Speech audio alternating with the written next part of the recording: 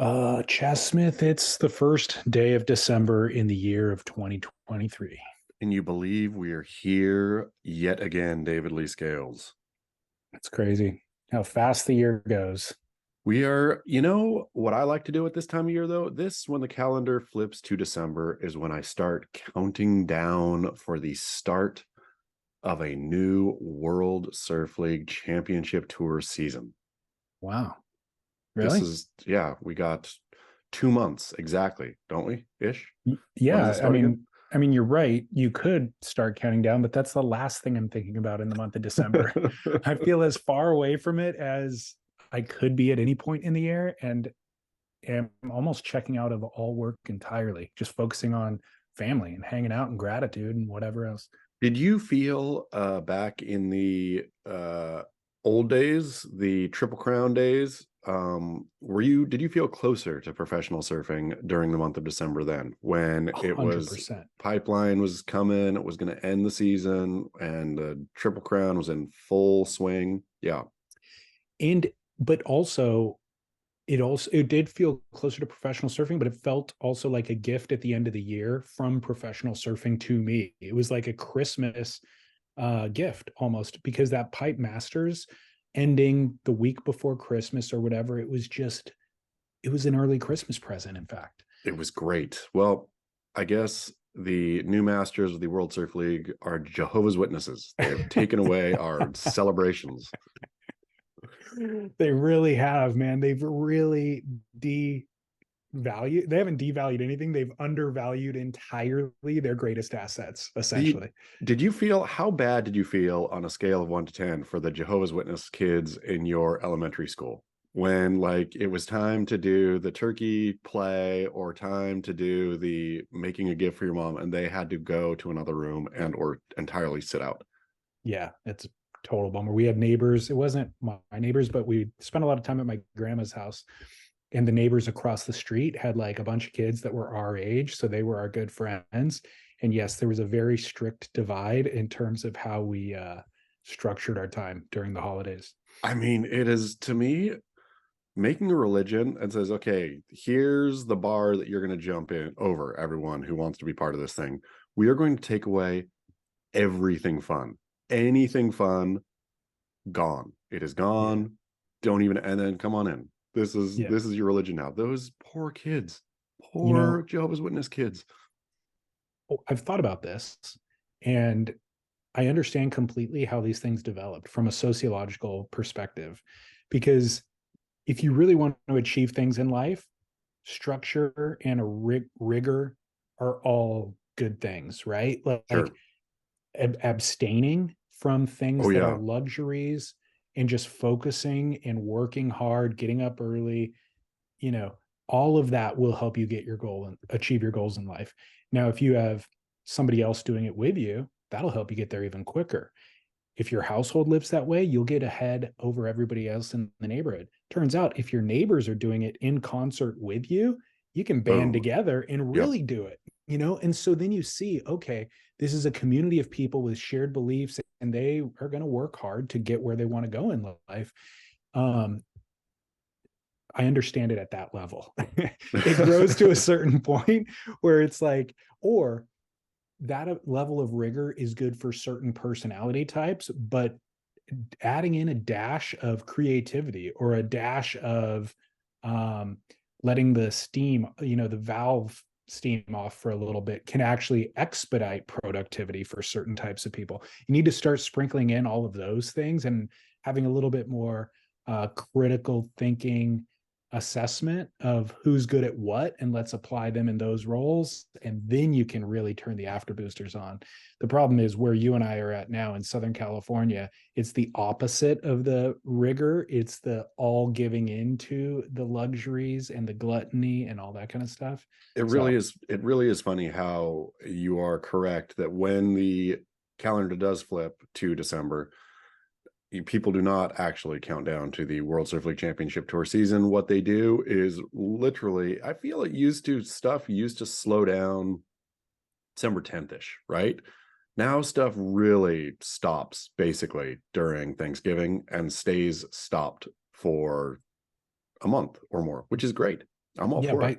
by stuff, do you mean professional surfing or business and commerce or Just business? Yeah, business, commerce, emails, like any kind of work stuff. You know, yeah, doesn't for me, doesn't for the work of a surf journalist. I plow through like a good Jehovah's Witness, but the rest of, yeah, my life, I guess the kind of busy work gets exponentially lighter during this time. yeah. Well, that's because we the corporate American culture gets 2 weeks off per year, whereas other countries get six and Yeah. things like that. So if you Yep. only give us two, we're going to take those four back on our own terms, Yep. basically, and give Exactly. you very shoddy work for that month of December. I love it. And I love also that every year Vans decides to give at least 500 employees a nice early vacation, an extended Break vacation. break it down because I have seen your article about it, but I have not been really following what's going on in that company. But it really seems like a fall from a power position in a quick succession. Yeah, I mean, and it's not just Vans. Let the record note it is VF Corp, who is Vans ownership group, but I think Vans has been one of the major, I want to say, weights on VF's portfolio. As they stated in the Shop Eat Surf, whatever their press release too, it's like, yeah, the lost a lot of money, losing a lot of money, even though it's all wild. The business, Mr. Business, is a wild. I think they made 3 billion or something, but missed expectations by X amount of billions. I don't know. I'm not even going to pretend to get into it. I'm no business major, but somehow 500 more jobs were cut. Where I looked back in the records, it was, I can't remember. Maybe it was even 1,500 jobs cut there last year at this time. So it's an annual tradition at VF Corp to wholesale fire massive amounts of people right in the holiday season. Merry Christmas, employees. They're on an upward trend. 500 is 1/3 of what they cut last year. So Yeah. they're it's Yep. actually 2/3 better than we were doing Yep. last year. It is. I mean, imagine how many employees. That's a lot of employees. You're just firing and firing and firing. How many employees does VF Corp have? That's a great question These were all because salaried positions too. It wasn't like the Vans store employee. These are salaried VF Corp positions. yeah. Yeah, 500. I mean, at a certain point it doesn't even it's less of a news story when it's a Yeah. huge number. If you just heard that 20 employees got cut, you're like, those are individual human beings. Yeah. Man, Christmas is ruined. But it gets to a certain level to where you're just like, oh, it's just a statistic, I Yeah. guess. 500, I guess. Yeah. It's Yeah. wild though. It's wild that they do it. I know the way that quarters go in business and stuff. Yeah. Uh, but you would think that they would say, okay, look, we're projecting out here. We're going to see. I mean, I guess it's probably all for their stock bump and blah, blah, blah. But you'd think, we're seeing the projections here. Let's either do it after Christmas or let's do it in the summer or something. But it seems like kind of extra cold blooded to wholesale fire during the holiday season. Yeah, it really does. I'm wearing Vans right now, by the way. Oh, nice. How are they? I love these things. Oh, is that a Vans Mule? This is a Vans Mule with extra grip on the bottom, like traction. So I actually wear them outside more than I wear them in the house, but they're warm. So it's the type of season where if I wore an UGG, I'd overheat. Yep. But if I wear a sandal or go barefoot, I'm a little too cold. The mule that is warm on the toes is the perfect solution. I think this is exactly what Vans has been struggling with and why people keep getting laid off.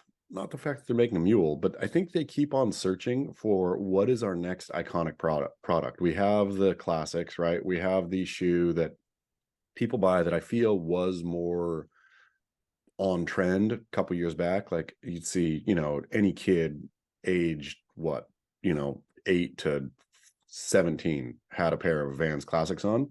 Now you don't see it as much anymore. And so they're losing, and that was their business. So I think they have to think, okay, how do we get people into another shoe? So I guess the experimentation, the little elves, the unfired elves in the Vans offices are making mules.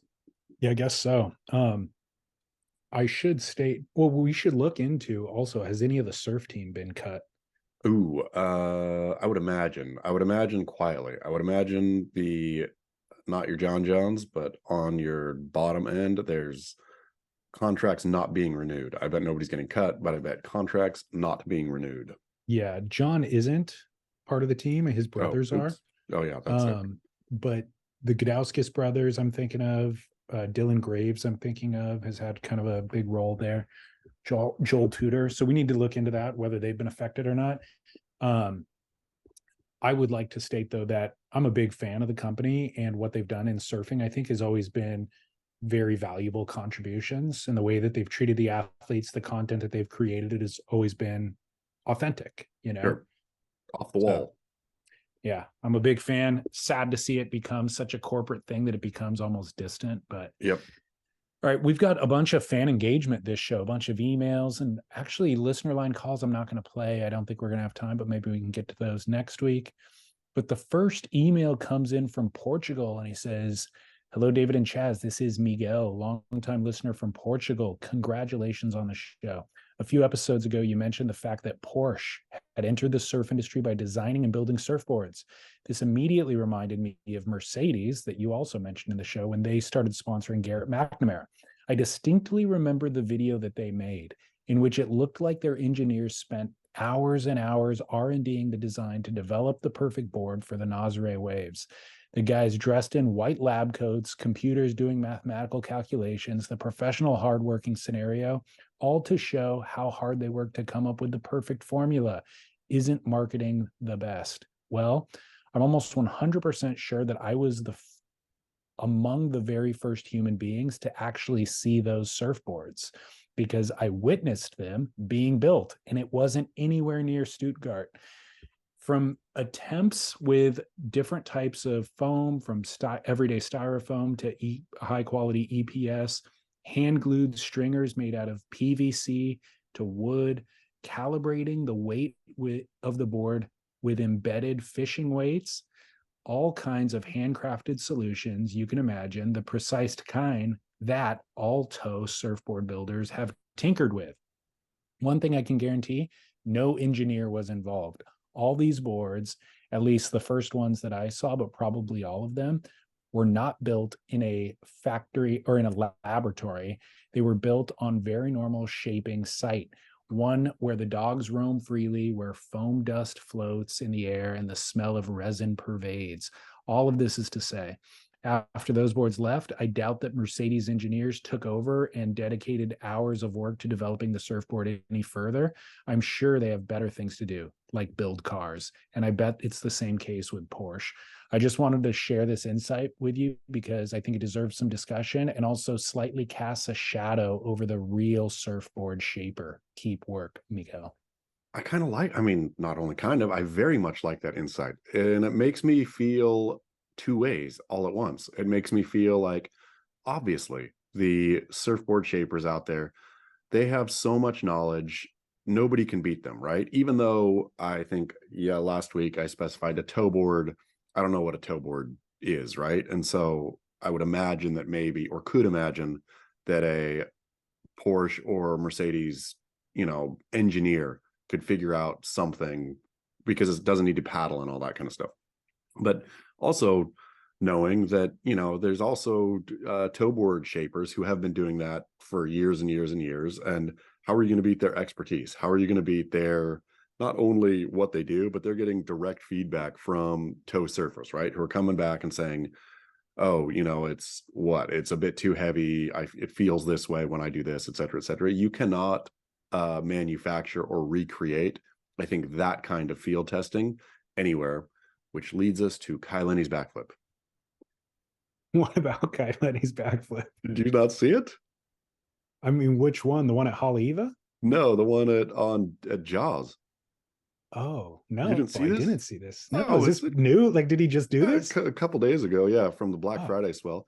He was like going so fast and just hucked a mid-face backflip, like, obviously strapped in on a tow board, but like hucks a backflip and comes out of it going so fast down the face of the wave. It has to be one of the fastest bits of surfing I've ever seen. He is flying. But all to say, though, back to the tow, like Kai Lenny, whatever strap tow board he's on, and whoever shapes that and whatever feedback he's giving to the shaper, is unrecreatable.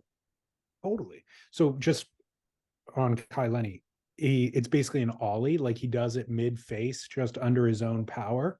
Yeah, I mean he hits a chop, I'm sure, Oh, mid okay, face okay. or whatever. Like, but it wasn't an accident, right? I think he said in his caption or something that he had gone out and this is what he was looking to do or something like that. So, in a mid face chop at Jaws is bigger than any wave I have ever ridden in my entire life. Just the mid face chop itself, and so yeah, but it doesn't look what it's he's clearly strapped, but it looks very snowboardy, right? Yeah, But it yeah. looks cool too. Like it doesn't look like, oh, come on. Like, I don't know. It didn't look like a Zoltan Torkos kickflip where you're Right. just like, okay, I get it. It's gimmicky. It like Lenny's backflip looked both weirdly functional and pretty cool. And only one person on the planet can do it. Yeah. Like he's Backflip. just undeniable. He's so far out, by the way, like of, there's some people like surfing might evolve to that level at some point, just in the sense that in the way that Christian Fletcher was doing straight airs in the 80s, and now people are still trying to reach that level of height and loft that he was getting back then. Like surfing might evolve in that direction. And Peter King actually posted a clip that I thought you were talking about a week ago on it was at Haleiwa, Kai Lenny strapped in, doing a flip off the lip though, like hits it almost like an alley oop section, Yeah. but does a flip instead and lands it clean. And Peter King's caption said something to the effect of, "Hey, remember last year when Vans forced quote progression in their criteria for the digital triple crown, and single fins were deemed progressive craft and straps were not allowed into the category? Like, how's that working for you guys, Vans?" I mean, And it's silly. it was silly at the time. I mean, the word was wrong. Vans could have done what they were trying to do and just say alternative craft. They happen to use the word progressive and then encouraged people to ride old retro craft. But the idea of straps, I mean, they are very progressive. And actually, Rush Randall was doing it in the 80s. I remember growing up on magazines where there were guys in straps, and it seemed at that point like it was almost made fun of. It was like lampooned almost by the real surf, quote, real surf community. And it still kind of is to a certain degree. It's interesting to me. Like I love that Kai Lenny, for as much as he can be, I don't know, kind of poked and prodded and made fun of lightly, like for just being out there, whatever. I love that Kai Lenny stays on his program and feels like he is unbent or unbothered by the opinions of others. Where because obviously he paddles Jaws and stuff like that. It's not like he's a full-on strap guy, but why not with the straps, right? Which is interesting, I suppose, exactly to your point, that it hasn't taken off at all, right? Like, I mean, they went through the moment where was the movie actually called Strapped? Or Laird Hamilton was the strapped part of the strapped crew. Remember, it Yeah, I was forget what it was called. yeah. I mean, they were whatever that movie was called, but they were part of the strapped crew. It might have been in Riding Giants or something like that. But in any Yeah. case, really pushing kind of windsurf, which Kai Lenny windsurfs too, right? And so pushing that kind of ethos and that kind of progression into traditional surfing or making that hybrid, which it felt like around that time or just after that, people started really paddling Jaws. Like nobody'd ever paddled Jaws before that, right? Jaws was a pure tow wave. And then Correct. people started paddling, and then the surf world kind of attention went over to paddling bigger and bigger waves. And nobody cared about, okay, if you're towing in and doing stuff with straps on, then that's not nearly as cool. But I don't know. I fully get the purity of paddling in, and I love that, but I don't know why you can't have both, right? Like surfing is not an either or thing. Uh Definitely when it comes to sups, those are outlawed. We do not like that. But toe and strap on huge waves, I don't know, if they're getting in the way, but you know, again, am no expert in this, but it doesn't feel like there's or you don't read about the lineup problems of old kind of you know, skis buzzing the lineup when people are paddling. It seems like there's a clear understanding of when to paddle and when to tow. Yeah. There is now. That Yeah. community has figured it out, and the dividing line is size.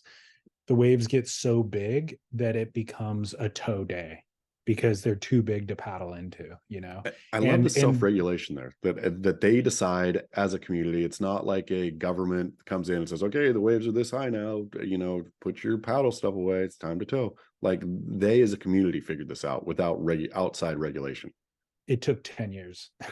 It took a bit of time and like a lot of kerfuffles along the way. And I think it was mainly that the people who were towing wanted to learn how to tow when it was 20 feet, not when it was 80 feet, Yeah. And so there was that, that decade, but now I think they've all got it figured out, and the tow community has respect for the paddle community and is going to let them have the 40-foot days essentially, and they'll wait for the 60-foot days. And then of course the slab community, the surfing cyclops are doing what Russell Bierke's doing. Those guys are, nobody can paddle into those waves anyways. Yeah.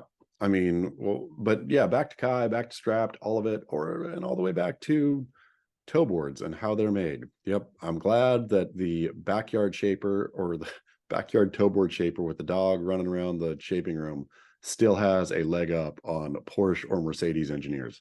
They do for sure. And Porsche or Mercedes, again, does have better things to do and more profitable things to do. It really feels like this is just a marketing branding thing, and good for them for, by the way, buying those boards from the shaping community. And I've talked to some of those shapers in the past, maybe not Porsche or Mercedes boards, but the guys who do like the Chanel or whatever. Chanel. Yeah, exactly. Yeah. And they're under NDA, because Yeah. otherwise they would be broadcasting, hey, we're making these boards. Yeah. Except they can't talk about it. But I've held like more, I remember a Maurice Cole board at some point, because he was doing all of Ross Clark Jones's boards for all the big waves he was exploring. And it was a 10-pound, 6-foot surfboard. Yeah. It was 6 feet long, knifey, really foiled, like a high performance shortboard virtually, except it was 10 pounds heavy. It was crazy. And it looked like a race car. I mean, the thing was incredible looking. I mean, those kinds of crafts for waves that I will never, ever, ever even think about attempting to even think about. I remember, like from that end was Ross Clark Jones a tow board, obviously. Yeah. Mm-hmm. So even when I was on the North Shore once doing something with Jamie O'Brien, and I think it was around Eddy time, and he was preparing his Eddy board, right? And feeling one of those Eddy, like he had weights, right, in the nose, like removable weight system in the nose where you could, and I was just thinking, my goodness, this board is so huge, and the weights and all of this, can't even imagine needing that or what that would feel like. Well, it's counter to our surfing experience where you want to Yeah. go lightweight. Yeah. It's a whole different thing. All right, we got another email coming in. I'm not even going to give you a preface for this. Okay. I want to lead you down the path of where it's going. Ready. General Scales and Admiral Smith, I see that my calls for La Revolution have gone unanswered. I get it. I didn't do anything either. And it was a vague call to action with no steps provided. But I think I know how we can achieve a small victory in the war for surfing's core.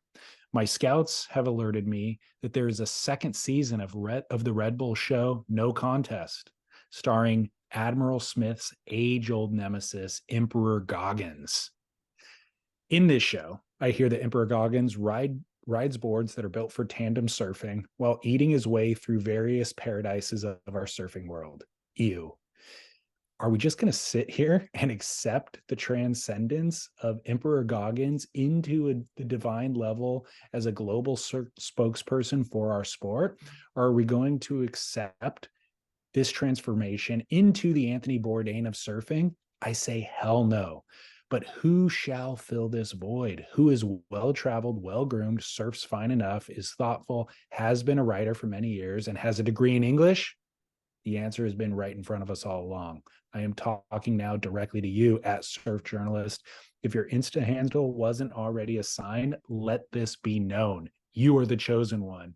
You are meant to be the surf journalist for the traveling surfer. You can be the next voice that introduces Western society to the many surf cultures of the world and share what bounties in waves, vibes, and culture are out there. But of course, still keeping the grit. You may be asking, but Private Jim, where will I go to get funding for dethroning the Emperor Goggins? To which I reply, there is another age-old nemesis that goes toe-to-toe with Red Bull on everything and has a history of supporting the core. They call it Monster. Insert dramatic music. You hear me. We need at surf journalists to transcend and become the Anthony Bourdain, but stop short of going full Bourdain. For our sport and Monster Energy might be willing to fund such a noble cause.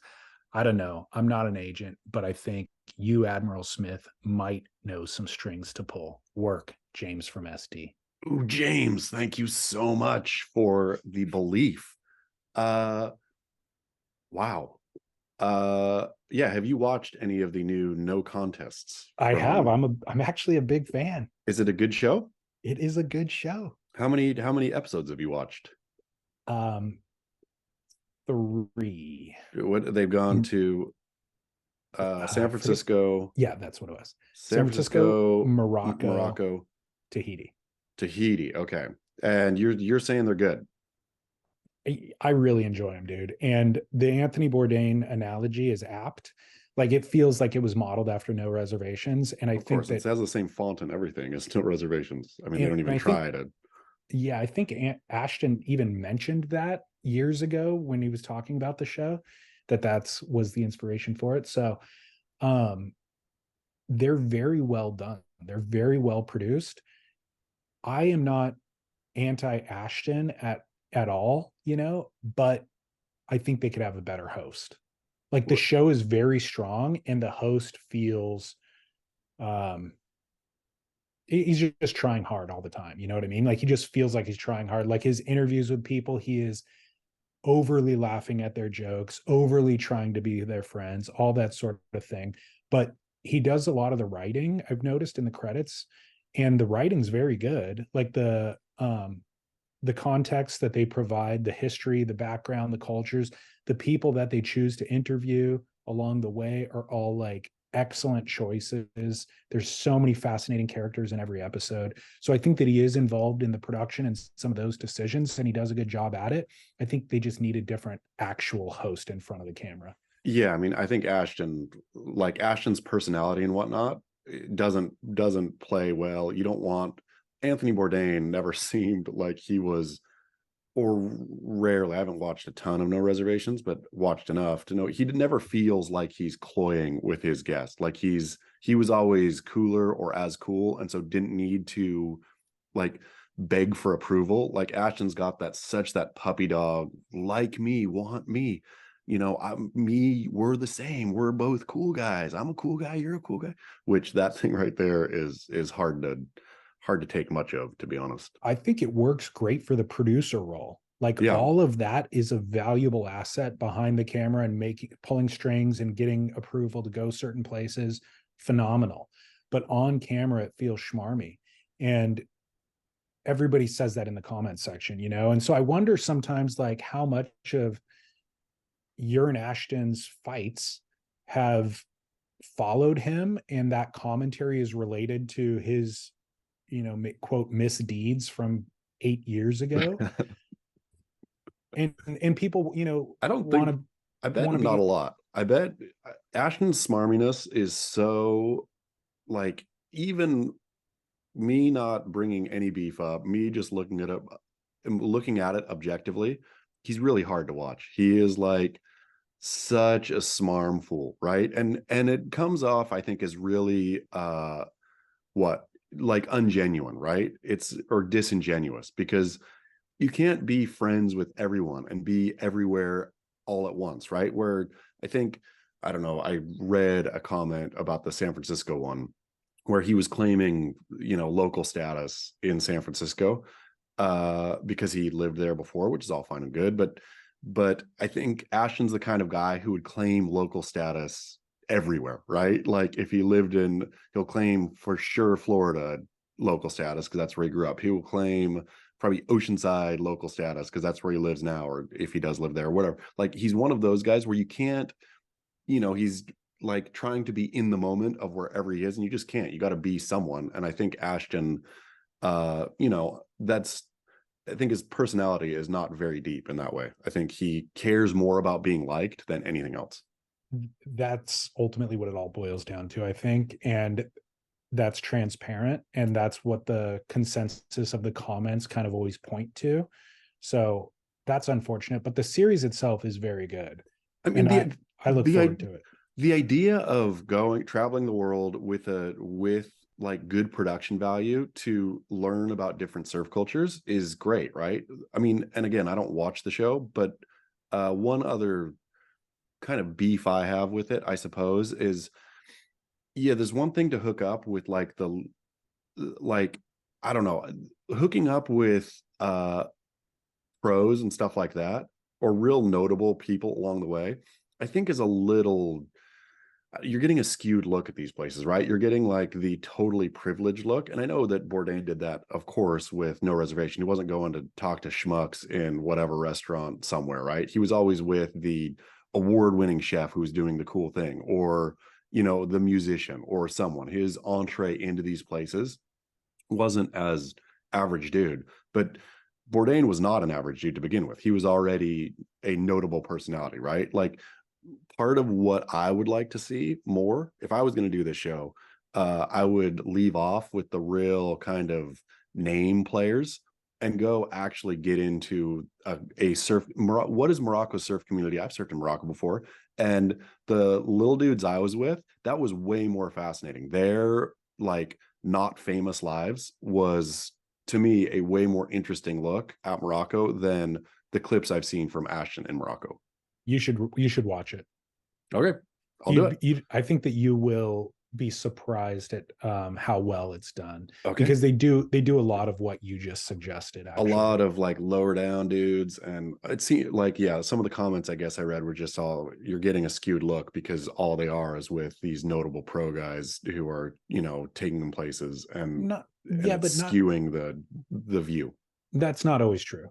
Okay. It's partially true some of the times, but they also do.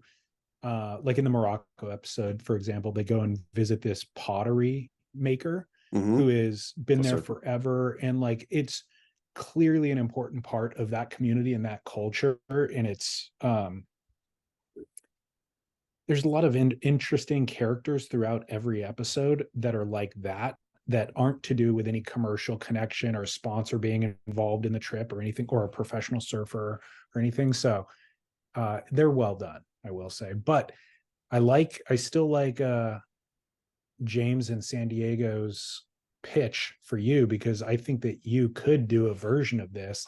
I don't know if you have the time in your life to be traveling the world anymore. Because like that's the other thing. I watched this and I go, Ashton, I think he said in that episode, the Morocco episode, he goes, I was scheduled to be here for 2 weeks and I stayed for 3 months. Yeah. I'm like, how do you stay somewhere for 3 months? Who lives a life to where you can just drop everything and stay somewhere? I am, first of all, jealous of that, Yeah. I mean, but Ashton, he doesn't have kids. Like, if he is married, I think he is married, but like, I'm sure that his wife comes with or whatever. Like she's working as part of the crew, I think. Yeah. So he has a nomadic life where that's, like back in awesome.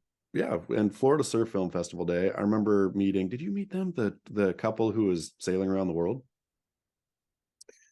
No, you told me about him, or somebody told me about him. Yeah, dude. Like I met him at the Florida Surf Film Festival. Dude had never sailed, had never done anything, got a boat, sailboat, fixed it absolutely beautifully, figured all this out. And I think I met this dude, it must have been like his name's Eric, by the way. Eric.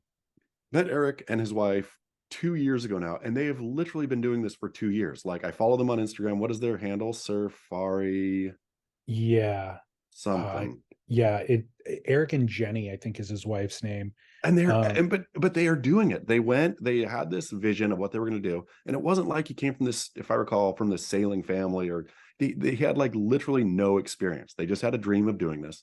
And they've been for 2 years sailing around the world, surfing, fishing. Their boat is beautiful. Like their life is absolutely enviable. And they chose to do this, right? Like they chose to live this life. it's incredible. Yeah. So I'm trying to look him up on Instagram right now and I can't find it quickly, but I'll post it on today's with today's show Let's notes. Yeah, surf. if you can find it. But yes, they when we met them at the Florida Surf Film Festival, they had the boat, they were getting the boat ready, they were provisioning it, all that kind of stuff. It is Sailing And Surfaris, or Sailing Surfari, Sailing underscore Surfari. thank you. And he Yep. has a YouTube channel where he documents a lot of this stuff that they've been doing. And so at the time, he was even tentative about how long the trip would be. He was like, I don't know, it might be 6 months or something. We're not exactly sure. Here's the first leg of the journey that we have mapped out. We'll see where it goes from there.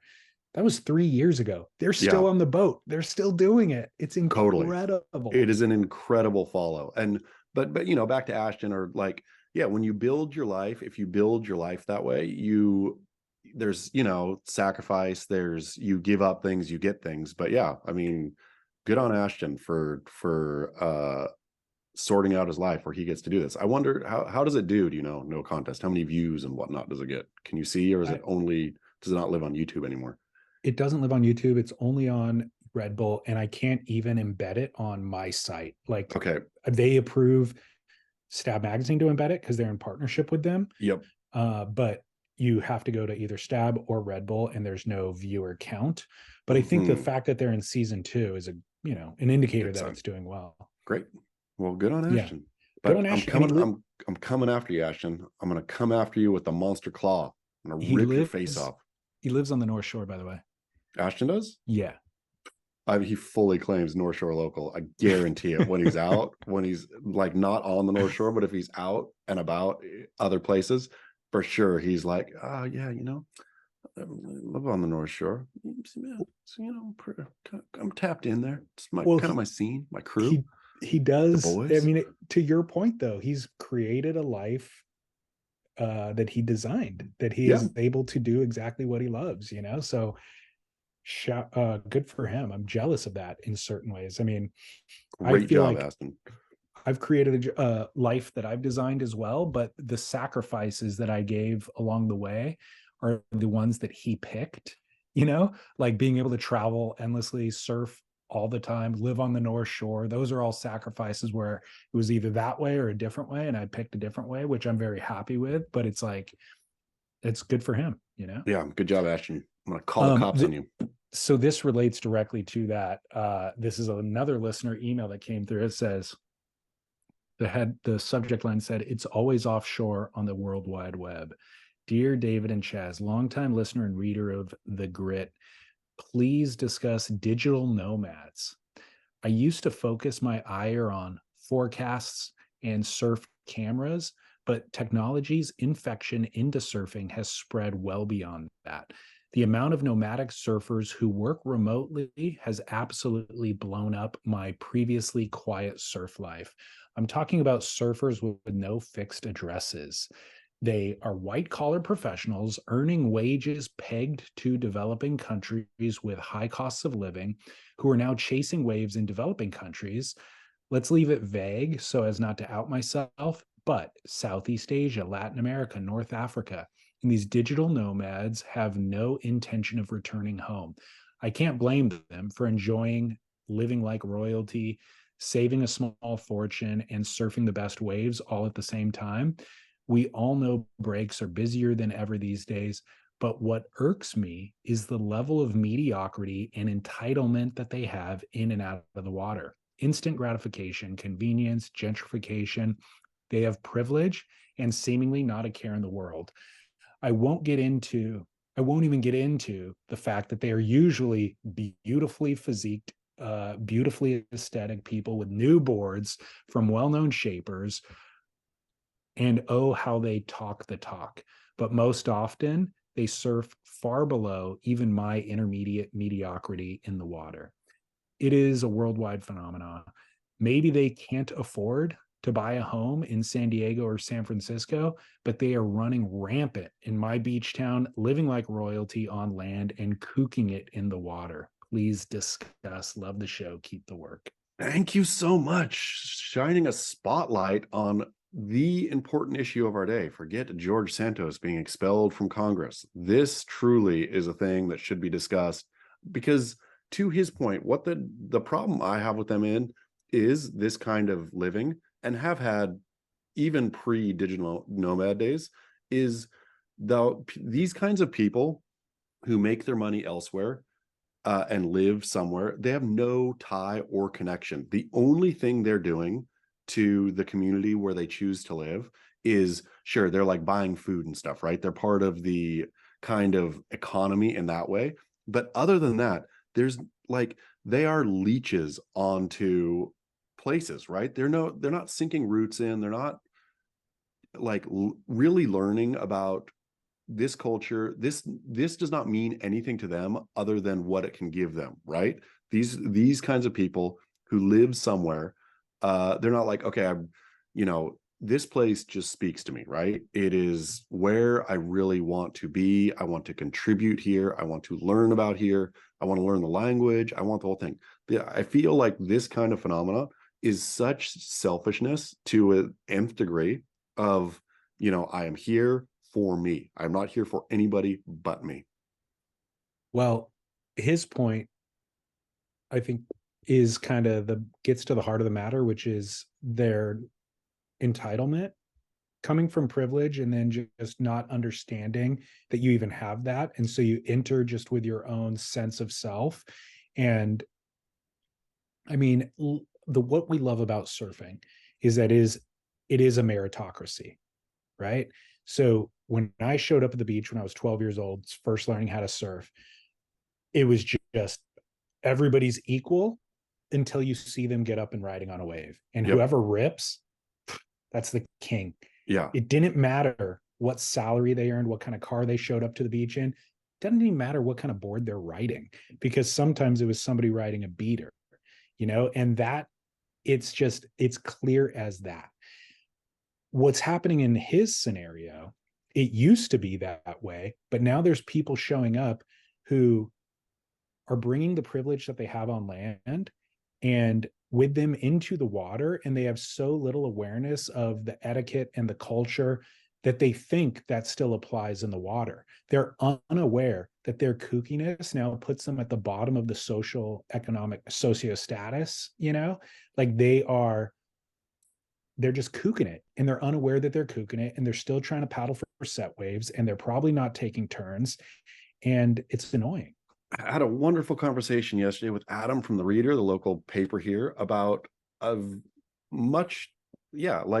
basically this, really, where people's lack of this kind of modern group that's coming to surfing. I don't know if it can be generalized to the, pandemic era learners or whatever, but when I started surfing, like knowing not only exactly what you said, knowing who ripped and all that, but knowing how that applied to you, knowing where you fit in this thing. But it was also because you cared, or I cared so deeply about surfing in general, right? About every part of it. I feel the new people who have come on, they care about two aspects of it. They care about it that it's fun, and they care about it that it's exercise. Beyond that, there's no care about the social structure of surfing, about the history of surfing, about the hierarchies of surfing, about all the subtle cultural bits in surfing. They don't care about. They're out there having fun, being fit, right? And so this digital nomad in wherever, Costa Rica or Indonesia or wherever they are, he doesn't even care, right? He is not, or she is they're not looking at the culture of surfing, just like I feel they're not looking at the culture on land. On land, they have a nicer house, they have better food, and they probably have a maid or, childcare or whatever. In the water, they are getting waves that they wouldn't otherwise be getting, surfing, but they don't care about this. They do not care about any part of it. They only care about how it makes them feel. And it's clear that they don't care because they show up acting like the entitled American that they Yeah. are, like showing up with the fancy brand new quiver of surfboards. Like, you wouldn't do that. I mean, Ever. if I go into a third world, wherever I'm traveling to go surfing, usually, I don't wear my fanciest clothing. I strip everything down. You know what I mean? It's like, bring two pairs of board shorts, More to the my Veyer watch, and Veyer keep it watch for sure. super, and But one pair of sandals. Like, you don't want to show up and make noise. more to the point though, if you show up with a brand new high performance sick board, right? Dialed in with the wax like Ron from Board Porn, your tail patch put on perfectly, your brand new whatever leash, like everything all dialed in. How much shame would you feel walking to the beach knowing that you don't rip up to the standard that your board is presenting, right? Like, Totally. you have that. I think the surfer who cares has an internal ticker thinking, oh man, I'm walking with this sick board and I know I'm going to bog rail. But I think this digital nomad dude doesn't know that. I think he thinks, No, he I'm doesn't. on the sickest board, I'm out ripping like everybody else. And because he doesn't care to learn, doesn't care to learn on land, doesn't care to learn in the water, cares about eating good, drinking good, feeling good, having fun, being fit. Yeah, there's definitely, that is detrimental not only to the community at large, but to your own self and your own wealth and health. Um, I don't know. This came up in conversation in the last couple of weeks, but I don't think it was with you. But it was about Felipe Pomar's wanting to surf to 100. That's his whole thing. And one of his tenets of that, the tenets you would think are very obvious, like health, fitness, keep your body in shape, put the right things, diet in your body.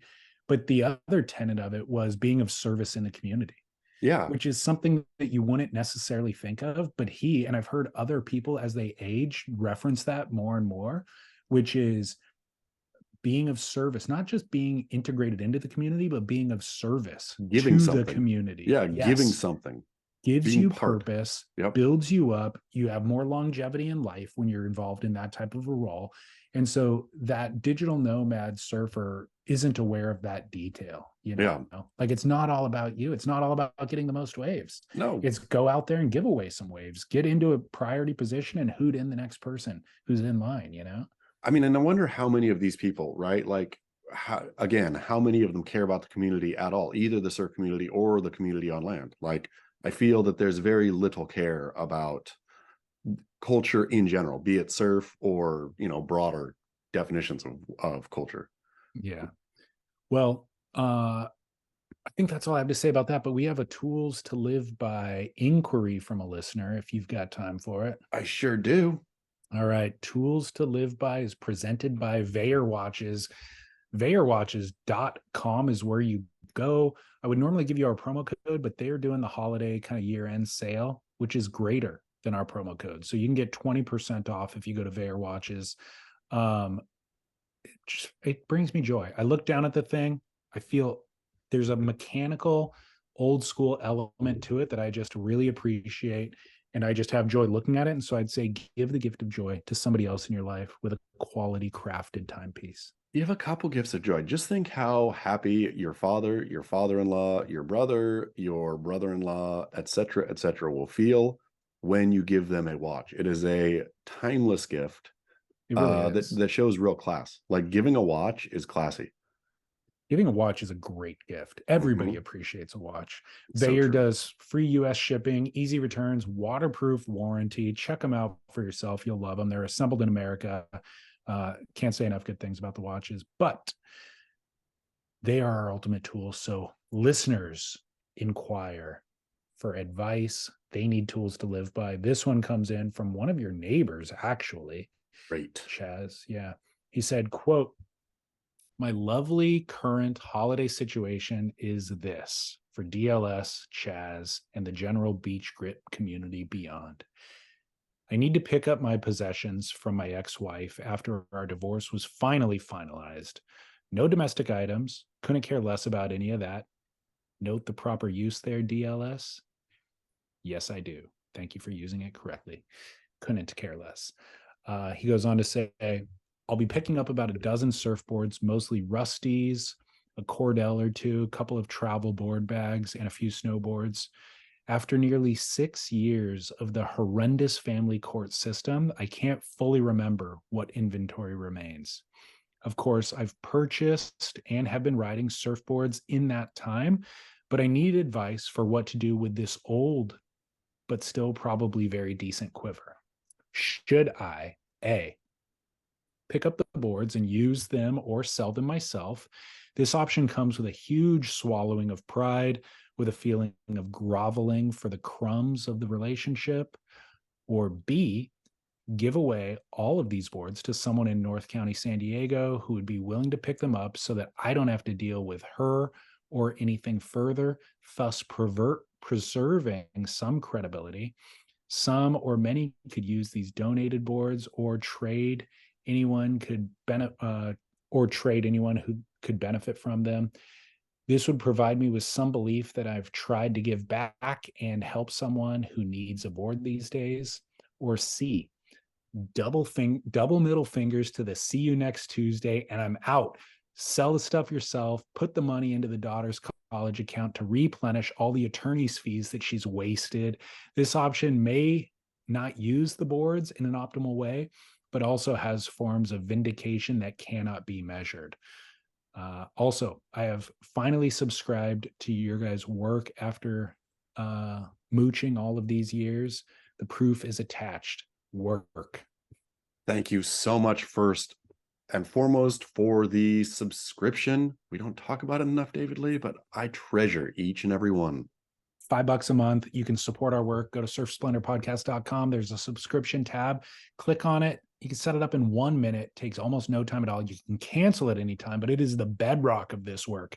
Over the years, advertising revenue fluctuates. Some months are good, some months are not. And that listener support at $5 bricks, that's the foundation of the work. Thank you so much, dear listeners. And this one, David Lee, I feel very confident that B is the only right answer.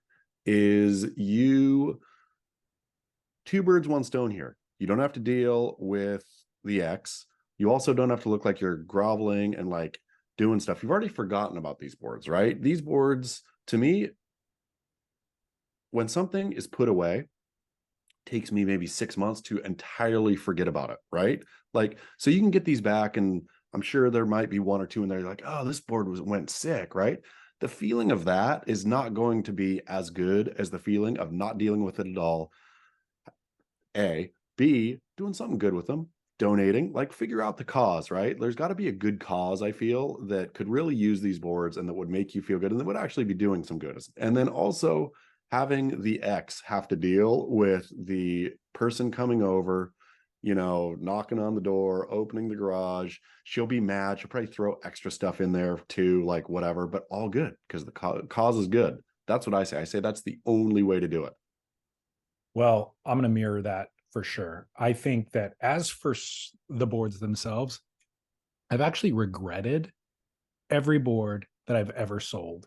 I've also got burned out on most surfboards that I've ridden, you know, like I ride them enough to where I get burned out. But no matter how burned out you get, a day will come, sometimes a decade later, where I'm like, I wish I could ride that board again. The resale market is so soft that the amount of money that you're going to get from selling it isn't worth selling. Like it's going to be gone faster than the money will be gone faster than the regret from having sold it. And so I agree with you. Option A of selling the boards is out. Yeah. Not worth it for the money. Option C of the double middle fingers to the see you next Tuesday is also a double middle fingers to the quiver, because the exact friends, your friends, the surfboards who brought you joy when you were married to that woman, those are precious gems that have been neglected for these 6 years. They're drying up, they're yellowing, they're probably still have a vague sense of hope of your return, or at the very least, somebody else's return and that gentle caress of the loving hands chaperoning it to the sea once more. So leaving them with her is an entirely wrong decision. And by the way, even if you tell her to sell them, there's no chance your ex-wife is taking your recommendation and going to sell it. And she's probably going to misappropriate the funds anyways. For so sure. Option C is so far off. This only leaves you with one option, which is option B, which already stated. And it's not even just the best of bad options. That's a great option right there, right? Again, these boards haven't been in your life already. You've built a new quiver. All of it's good. Give the gift of joy to somebody else, to an organization, to somebody, anybody. So I'm going to put the onus on him, and he needs to find out what that organization is. For sure. However, if he cannot find a suitable fit, I was thinking that maybe we can help him find a worthy cause. Maybe we can just help connect the dots for him and say, hey, rather than putting these on Craigslist and having some crackhead show up at your ex-wife's house, which also could be a great strategy, maybe we can repost these on Instagram for you, or even on our website. And people in North County, San Diego, who can use the boards either to surf them or they have a cause that they can donate them to, we can just connect those dots, send them to your ex-wife's house for you. And that's perfect. I love it, David Lee Scales. I'm willing and happy to do this work right here. Also, I would like to know from listeners, like, what are the good causes out there that could use surfboards, right? There's clearly, I could get online and start going around and trying to find stuff, but I don't trust the internet. I trust our dear listeners. So I would like to know, moving forward, where can people be pointed for things like this? Yeah, well, the Gudauskis brothers famously filled a container of surfboards and took it to Africa, South Africa, for the, I forget the name of that organization, was Surfers Not Street Kids, maybe was the name of the organization. And they donated like 800 surfboards.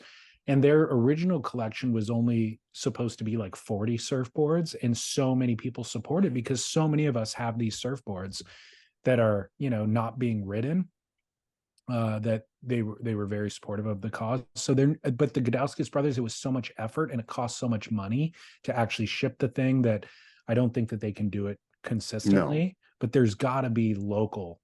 Domestic, local stuff, depending on where you are in your community, that both, and it's not just like, giving the surfboard to the Salvation Army. I don't even think they take surfboards, to be honest. I think a lot of those don't take sporting equipment, but even with that, right? Like, that Salvation Army is not, the surfboard is only a transactional possible money to them, but there's got to be something where this surfboard retains its surfboard essence, as you were talking about, and gets to give back itself. Totally. Because it's a slap in the face to the laborers who built that surfboard, to let that thing go to waste or to go to the wrong, let the ex-wife's monstrous hands get on that thing. Let her turn it into a mailbox. Exactly. A bench. Yeah. No. I will say, I should have started by saying that chin up to that listener. That sounds horrific. Going through 6 years of the family court system and spending all that money. I mean, but Chaz and I have both gone through a divorce, and so we can sympathize completely. And I haven't gone through that family court system. We didn't have kids or anything like that, but holy cow, it is the worst. But if you're through it, good fella, then congratulations. Lift a glass of eggnog and toast your good fortune. Well, that's honestly what I should have started by saying, is it's way better on the other side of it. Yeah. My life is infinitely better now. Keep your chin up. Be optimistic. Even my single life was way better than any time being married to that horrendous human being. Yes. So yeah, chin up, buddy. Times will get better, let me tell you. Okay, should we go to commercial break? We should. Okay, let's go. Well, we're gonna hear from Manscaped.com. Sorry, we haven't heard from Manscaped in so long, David Lee Scales. Well, they were with us 5 years ago, I'd say, and they've improved. I mean, all their stuff was always kind of the best in class, but they've got a 5.0 version. I feel like we were on the 1.0 and We then we were transitioned to the to the 2.0. 2.0, We're on the 5.0. 5.0 now. So Wow. we're going to hear about that. Go to manscaped.com. The promo code is Splendor. That'll save you 20%. It's also a great gift, by the way. Totally. And then, of course, linkedin.com/surf. So let's go to commercial.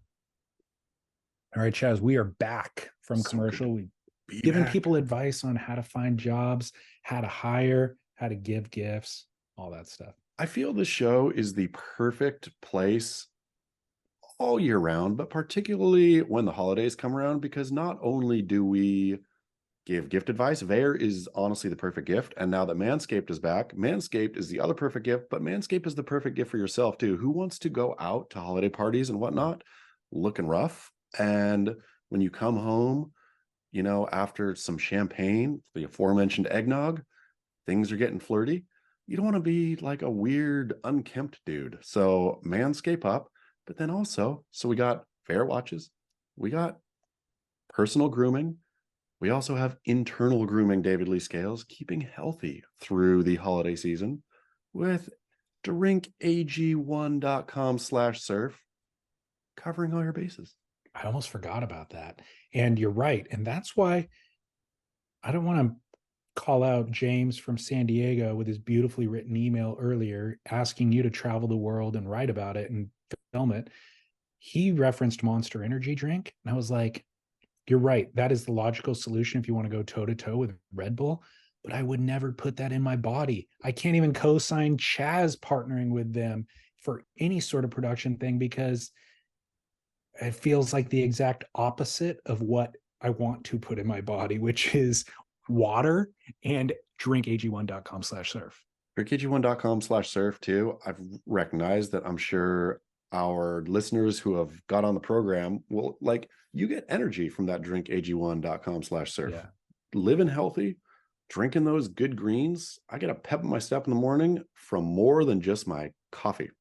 It's a pep in the step, and it's also neuro synapses firing more rapidly, Yep. just like a sharper kind of clarity that I have as Like well. So I didn't drink my, I drank my drinkag1.com/surf this morning, looked at the internet, and guess what I saw?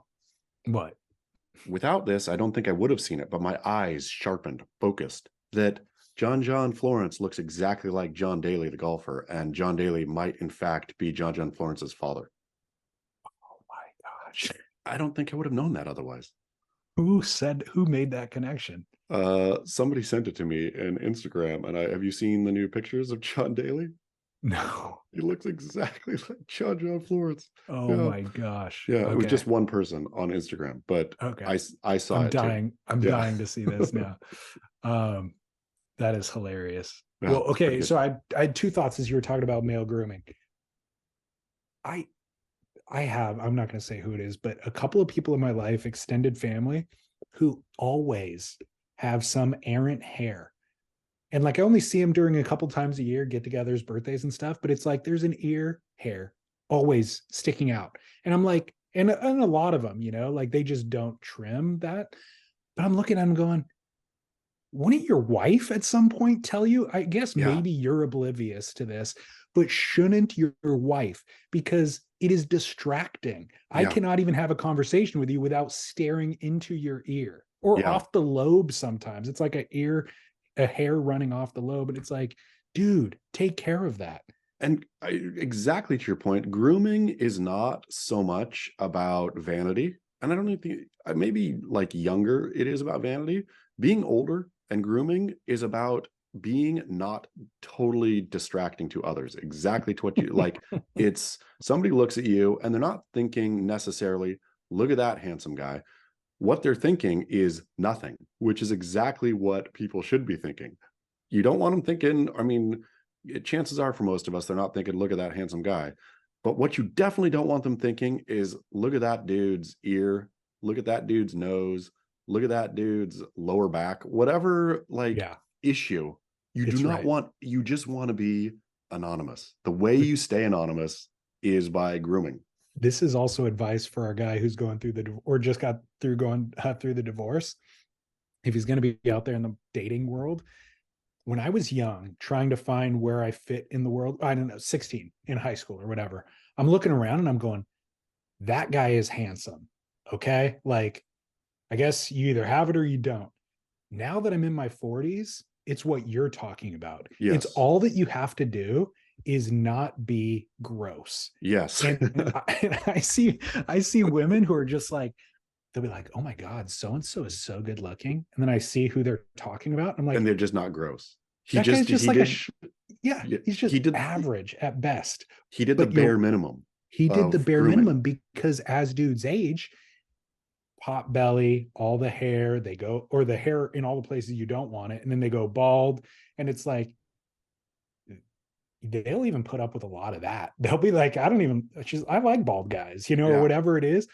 All that you have to do is not stink, groom yourself a little bit, and you're ahead of Everyone 80% of the else. other dudes. And the older you get, the more beneficial that percentage becomes for you if Totally. you are groomed. And you don't, I mean, I guess feel free to go overboard if you want. Like, who's the Italian guy, the who like has he's like the older, whatever, Italian model dude On Instagram. on Instagram. Yeah. Like I know who you're talking about, but I don't know his name. Or you could do that if you want. You could have the full waxed chest and the beard that's like has a shape in it or whatever. I mean, yeah, that takes so much time. I'm not saying go there at all. Feel free if you want. Just do the bare minimum yeah. and you will be great. And if you even want to lift a weight, that's all bonus, but you don't Yeah. even have to do that. All you No. have to do is groom. Yeah. I mean, legitimately. Now, I will say it is for the other people, as you stated, but let me just tell you that the bedroom activities are more pleasurable as well with a groomed everything. It just is objectively. Yep. So you can also increase your pleasure levels through grooming. So it turns out to be for everybody. It's a win-win. It's a win-win. Manscaped.com. Promo code Splendor. All right, back from break. I mean, we're back from break for a while now, but dear Chaz and David, just wanted to chime in on the barrel or not tandem surfing conversation. I wholeheartedly agree with your criticism of tandem surfing within the framework of modern progressive context. It indeed is another clumsy practice in increasingly goofy lineups now. However, through the historical lens, the significance of tandem surfing is something that should be recognized and, without sounding like Sam George, maybe even celebrated. The first wave ridden by an Australian on a surfboard in Australia was in tandem with the Duke himself. Here is the description of it from the Northern Beaches Council website. Quote, Isabel Latham was a 15-year-old girl watching one of the Duke's demonstrations. As legend has it, the Duke beckoned Isabel to join him for an attempt at tandem surfing, marking her the first Australian to attempt board riding. The duo were an instant sensation with the large crowd, end quote. Tandem surfing was the medium used to introduce surfboards to Australia. And please correct me if I'm wrong, any Hawaiian listeners, but from what I gather, tandem surfing has been and probably still is a fundamental courting strategy used by Hawaiian beach boys, which I think stems back to the ancient world. I remember reading somewhere about a cultural festival ancient Hawaiians had that consisted of them surfing, dancing, and screwing for a couple of weeks each year. What a utopian celebration of life. I'm pretty sure that tandem surfing would have been involved, given that surfing in its purest essence is a dance of sorts. Sharing a wave with the right person in the right location on any craft is one of the most fun ways to experience wave riding. I'm no tandem surfing aficionado, quite the opposite, in fact. My wife was very unimpressed when I thought it would be fun to pull into a shory tube riding tandem prone on a longboard and subsequently hitting her in the head.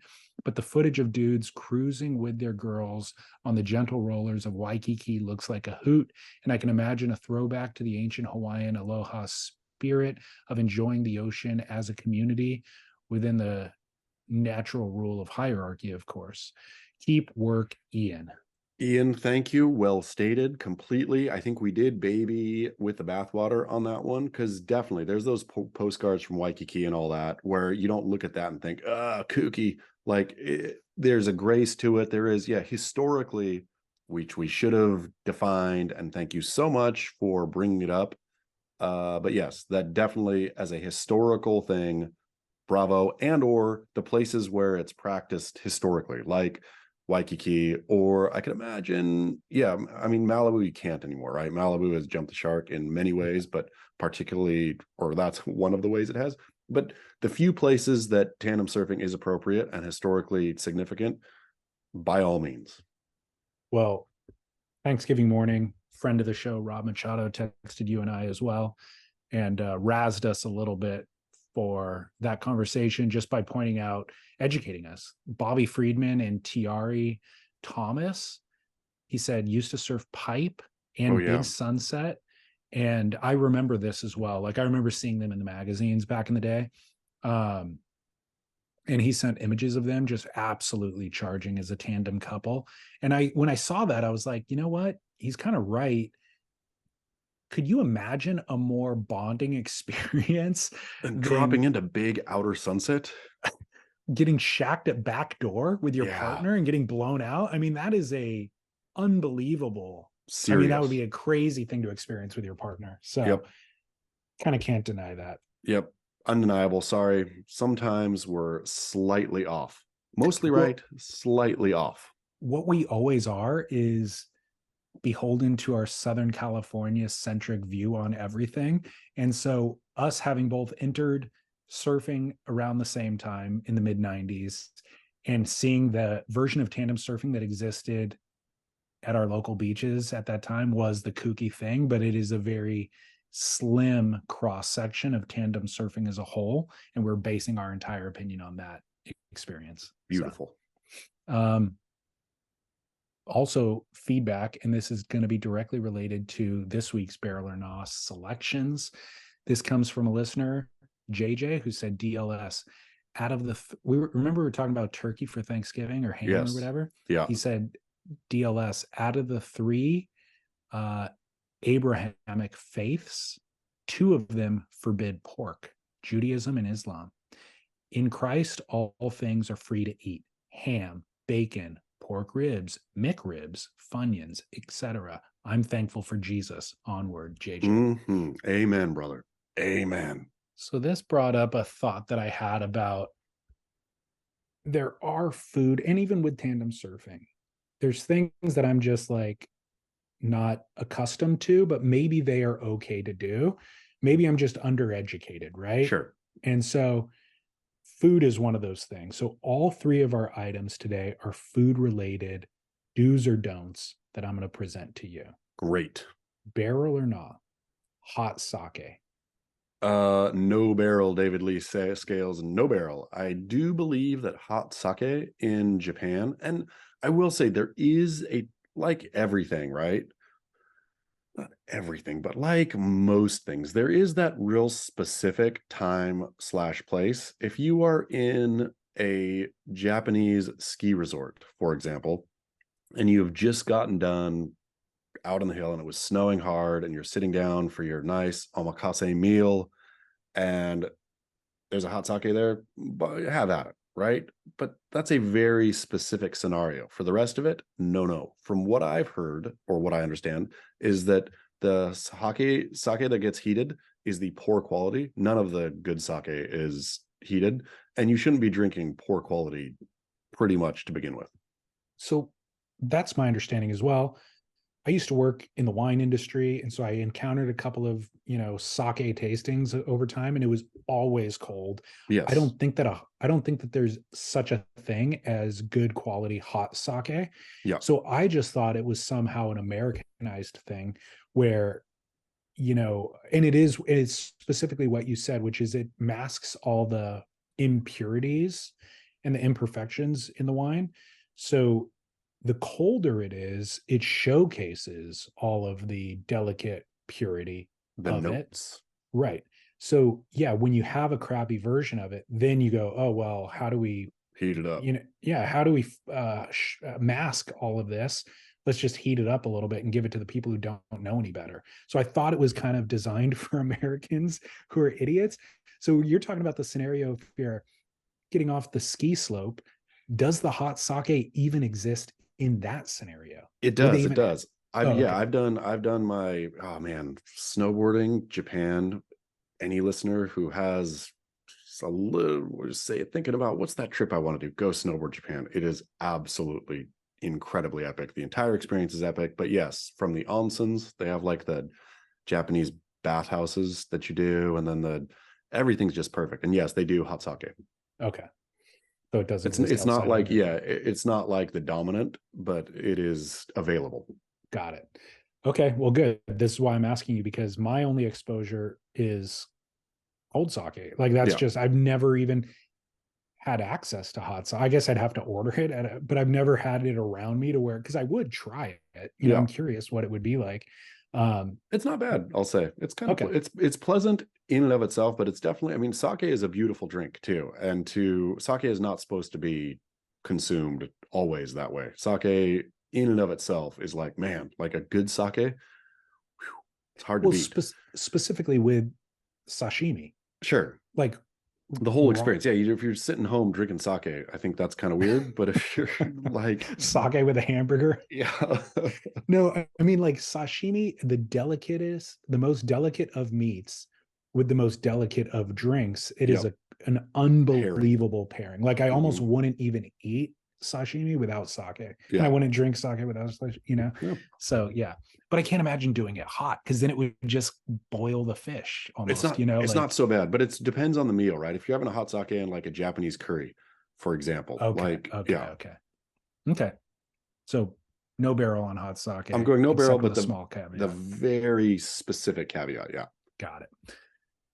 Barrel or not, mayonnaise with French fries. So complete barrel that it doesn't get bigger barrel. To be, as the older I get, I've realized that it was one of those things that I saw, yucky, Europeans do this. That's so yucky. As an older man, you realize ketchup is a kid's condiment. Ketchup is for babies. Mayonnaise is for the sophisticated older palate, the palate that's been around, that understands the difference between quality and gimmick. And just like, I'm all about ketchup, you know, on certain things, but French fries, I am at the restaurant, they'll bring the ketchup out with the fries, and I will ask every time, do you guys have mayonnaise? So yeah, I just squirted on the waiter. I just how dare you? No, I mean, I went the exact same evolution as you. I heard about Europeans doing it and I was disgusted. Yeah, yucky. And it took me years, and I think it just commingled on the plate at some point. Yeah, where it probably wasn't even intentional, but I just got a little bit of mayo on my French fry, and I just saw the error of all of my ways. Yes, it is an incredible combo. But I will say, ketchup serves a purpose, and the combination of ketchup and mayo on French fry is also amazing. For sure. And nothing, I'm not knocking ketchup here. It sounded like I was knocking ketchup. I love me some ketchup. I just think for your French fry, the mayonnaise is the superior condiment. It really is. Like, especially if you could only pick one. Yeah, it's mayonnaise. It the way that it blends with kind of the crispy fat salt and mayonnaise. You don't want it like sweetened down, right? You want that thing to be subtly complemented, not contrasted. Yeah, totally. Glad we agree on that, because I was really going to have to reconsider finding a new host if you were anti-mayo. Final barrel or not, fruit in champagne. Oh, so no barrel. You're already aiming for a headache. You drop a strawberry in there, your headache is going to come on quicker and harder. Like, and I'm talking, so like if you're out at your whatever, at a New Year's Eve celebration, and there's the strawberry in the champagne, or what other fruits do you see in champagne? Raspberries. No, raspberries in a champagne. Yeah. Like, again, like the hot sake question, maybe there's a time and a place, but that time and a place would really be in cheap champagne. You shouldn't be drinking cheap champagne. Champagne and we've talked about it on the show, champagne as a sparkling wine, as a varietal of wine, is one of the finer out there. And it should not be tainted. It should be enjoyed. And if you're just drinking Corbel or whatever, cheap champagne, and throwing fruit in it, you're like really cruising for a bruising. You are asking for a massive headache. 100% agree with you on this one too. And it is an offense to my senses, even. Like Yeah, if I'm at an event and they're doing that just as the default, like, oh, we're having champagne and isn't it cute? Like for some reason they think it's festive. yeah. Like, To and put I'm like, fruit in champagne. No. champagne is the most festive thing that exists. It's the most festive drink that exists. And the amount of work and really delicate effort and refinement that goes into perfecting that thing, the winemaker, the entire community of champagne would be so offended to see Yeah. you put a piece of fruit in there with In a it. Like perfectly crafted thing already. It is it's balanced. like It putting a is, bumper sticker on a Lamborghini, you know what I yeah. mean? Or whatever. I don't know what.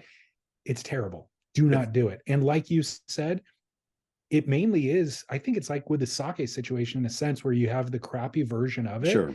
And so you are trying to add flavor to it. But at that point, freaking drink a beer. Yeah. Like you shouldn't be drinking that anyways. It's disgusting. It's disgusting. It is a disgusting drink when done like that. And my goodness, I mean, we have talked about it, but you've really opened my eyes to, I used to think, oh, with the champagnes, you have your Veuves and you have your that level, right? Moet Your Chandon or Moet, whatever. Yeah. exactly. Like that's what you got. And then if you're going to go fancy, you have your, what's the Cristal or whatever, right? My goodness, like those are all fine and good. But since we have last spoken about champagne, I've had some like really good small Vintner whatever from Champagne region that like blew my mind how incredible they were. How yeah, like the Vouv and all that, it's all great because you get a consistent product, Yeah. but it doesn't blow your doors, right? Like yeah, I had one, I think it was in New York, that was just so incredible tasting that yeah, I was like, oof, Well, never going back, man. good. I'm glad to hear that I've influenced you in that way because it is a better life. And I'll give the listeners a quick rundown. What the term that you want to use, I won't recommend a brand because they're all so small that you won't be able to find them anyways. But the term that you need to use when you go into a wine shop is grower producer, quote, grower dash producer. And what that means is exactly what it sounds like. The person who's producing the champagne is also growing the grapes on their property. And that seems obvious and logical that wines are made that way, but it's actually not the case in Champagne. Champagne is a region in France, and it's a very small region in France. In order to be labeled as Champagne, the grapes have to come from this region. And what's happened is those couple of brands, Moet and Veuve, grew so rapidly, their brands, and they produce so much champagne. They don't own all the land in Champagne, but what they do is they buy the grapes from other growers to make their wine. And they want to produce a consistent product as opposed to the weather gives you different things every year. And the grape should be a product of what the weather gives you, and it should have vintage variation, and that becomes something that you enjoy as a wine drinker. You're like, oh, this tastes different than last year because there was more rain or less rain or whatever it is, right? Well, Veuve wants to have the Coca-Cola of products. They want it to be consistent year in and year out. And so when you buy grapes from everybody, you can manufacture a generic style and hit that target more consistently. But those growers who didn't have access to sales and worldwide markets, it was easier for them just to sell their grapes to Veuve rather than making their own wine and trying to sell it. So that's what happened over the course of decades and hundreds of years, actually. So you have these massive producers making these generic style of wines, which are good, but they're charging a premium for them. Or the couple of small holdouts, these couple of small grower producers that are making these handcrafted wines. So Veuve has various levels and Moet has various levels. So they have the entry level White Star for $40. And then at the high end, they have Dom Perignon that they're charging $200 for, or whatever that is. These small grower producers, they're charging $40, and it's the quality of Dom for $200. Yep. So that's where you as the consumer can go get a real value. These handcrafted grower producer champagnes.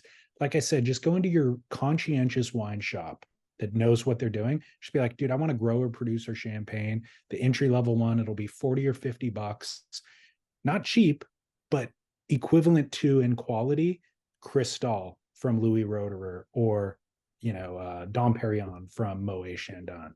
So you'll save yourself. I'll say this show has maybe been the most helpful holiday show we've had yet. Between what to drink, how to groom, what to wear on your wrist, how to stay healthy, all of it. I mean, didn't even start about how to deal with the X and surfboards. Like, this was a well-rounded show for the holidays. We're kicking off December with a gift to you in the form of advice, recommendations, which champagne to buy for the holidays. So enjoy. Beautiful. All right. Well, thank you, listeners. Go to beachgrit.com, go to @surfjournalist, go to surfsplendorpodcast.com to set up that subscription and find links to all of our sponsors, including drinkag1.com/surf, linkedin.com/surf, Manscaped with promo code Splendor. Anything else going on in your world? That's it. Call in. I'm very curious, especially this holiday season. Call in, dear listener, or email in or whatever with recommendations for what the charitable organizations, what the best ones for surfboards specific are. We really need that. That would be a great resource. Love these listener feedback episodes too. I love getting emails and stuff. So, and I've got, like I said, listener line calls that we didn't even get to, but we've got some for next week. So until then.